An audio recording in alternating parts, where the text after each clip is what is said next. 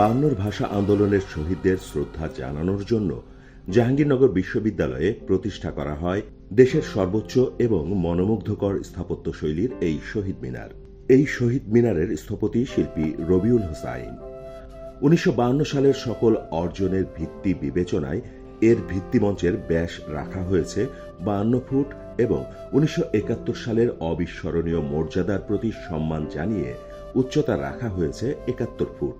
ঊর্ধ্বগামী স্তম্ভ তিনটির একটি বাংলা ভাষা, সাহিত্য, সংস্কৃতি, দ্বিতীয়টি মাটি, মানুষ, প্রতিবাদ, প্রতিরোধ এবং তৃতীয়টি স্বাধীনতা, সার্বভৌমত্বের প্রতীক হিসেবে বিবেচিত হয়েছে। জাহাঙ্গীরনগর বিশ্ববিদ্যালয় ক্যাম্পাসের ঐতিহ্যের সাথে মিল রেখে শহীদ মিনারের সম্পূর্ণ অংশটিতেই লাল ইটের ব্যবহার করা হয়েছে।